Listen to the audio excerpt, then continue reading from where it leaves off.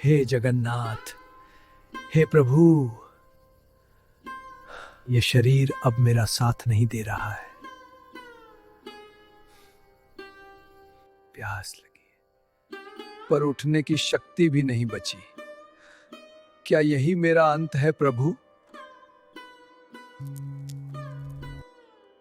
परम भक्त माधवदास जी भयंकर अतिसार से इतने अशक्त हो गए कि बिस्तर पर ही मल और मूत्र त्यागने को विवश थे, जिससे पूरी कुटिया असहनीय दुर्गंध से भर गई थी।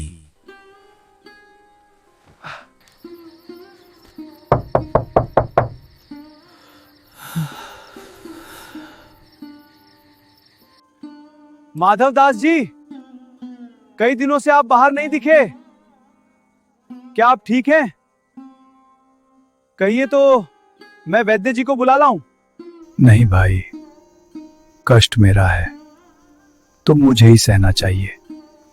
मेरे जगन्नाथ मेरे साथ हैं, आपको कष्ट देना उचित नहीं है।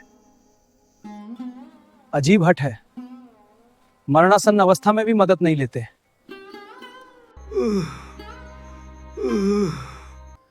हे प्रभु, अब मुझसे सहा नहीं जाता।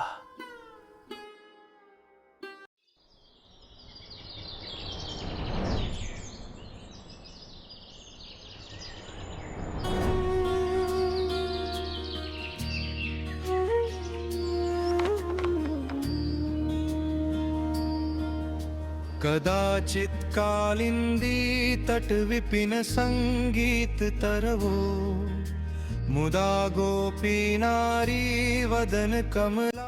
प्रणाम महात्मन, आपकी यह पीड़ा मुझसे देखी नहीं गई। मैं आपके लिए शीतल जल लाया हूँ, आइए मैं अपने हाथों से पिला दूं।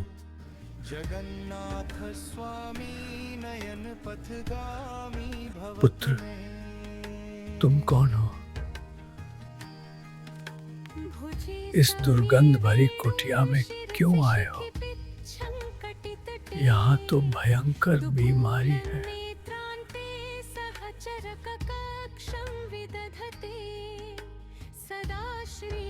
मैं श्री मंदिर का एक साधारण सेवक हूँ बाबा।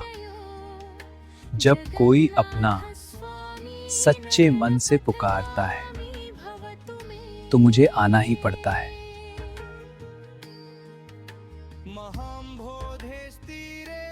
लीजिए बाबा, पहले जल ग्रहण कर लीजिए।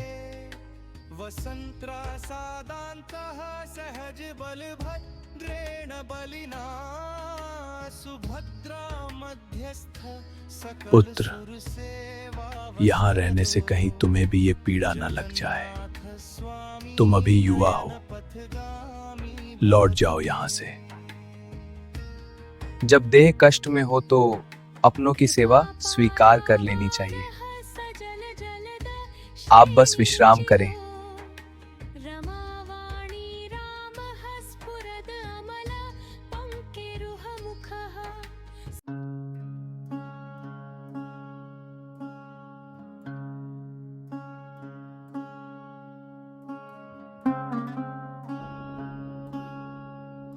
पुत्र, इन्हें मत छुओ, मेरे वस्त्र मल और मूत्र से सने हैं। तुम अपवित्र हो जाओगे, तुम्हें भी रोग लग जाएगा।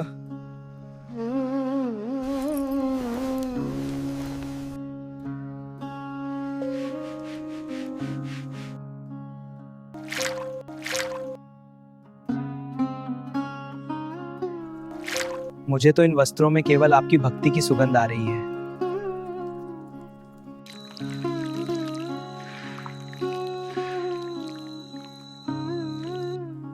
जो मन से पवित्र हो, उसे संसार की कोई मलिनता अपवित्र नहीं कर सकती है।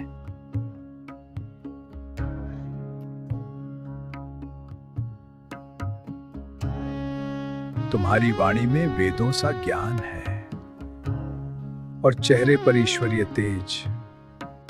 तुम कौन हो पुत्र? मैं तो बस आपका सेवक हूं।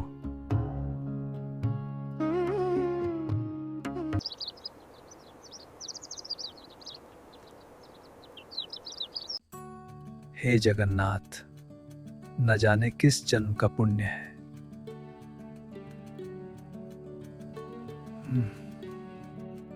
आपने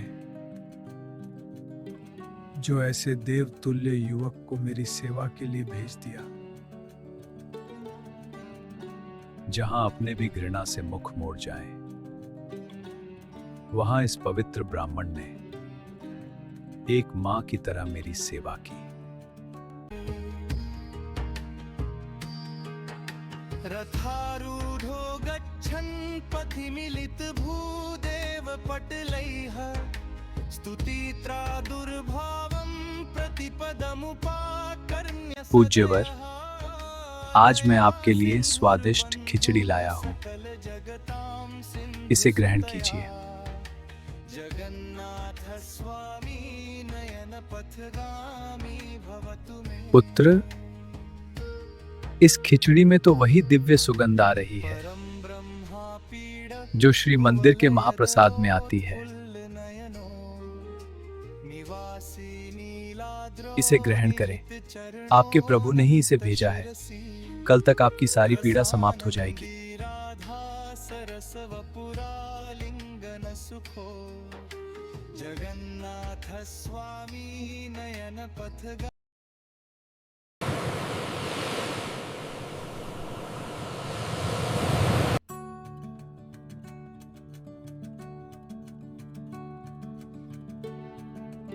पुत्र, आज 15 दिन हो गए मेरी इस भयंकर बीमारी में, उस दुर्गंध में जहां मेरे अपने भी नहीं रुके। एक पवित्र ब्राह्मण होकर तुमने मैले कपड़े धोए और तुम्हारे माथे पर एक सिलवट तक नहीं आई।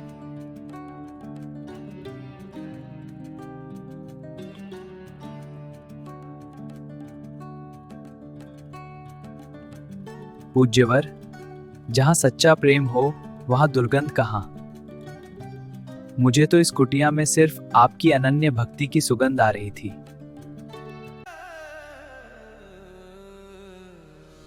तुम कोई साधारण सेवक नहीं हो सकते। तुम्हारी वाणी, तुम्हारा यह तेज और तुम्हारे पास मंदिर के वही अष्टगंध और तुलसी की महक। सच बताओ पुत्र, तुम कौन हो? मैं वही हूं जिसे आपने पीड़ा में सबसे अधिक पुकारा था। मैं तो बस अपने भक्त का सेवक हूं।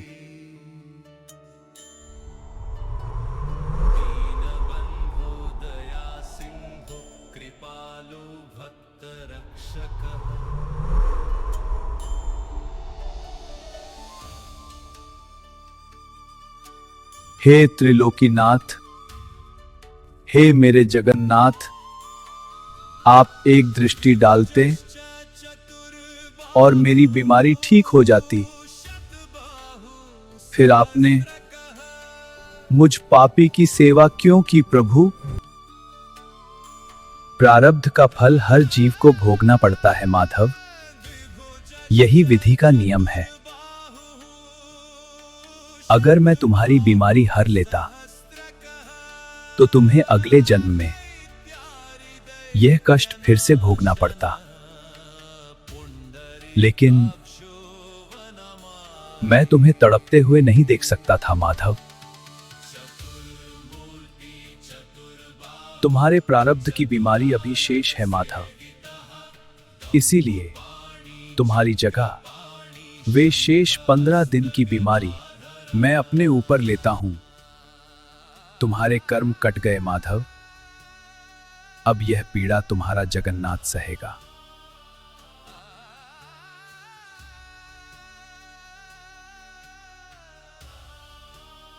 और यही वो अद्भुत रहस्य है जिसकी वजह से आज भी हर साल देव स्नान पूर्णिमा के बाद श्री जगन्नाथ जी 15 दिनों के लिए बीमार पड़ते हैं और उन्हें जड़ी बूटियों का काढ़ा पिलाया जाता है।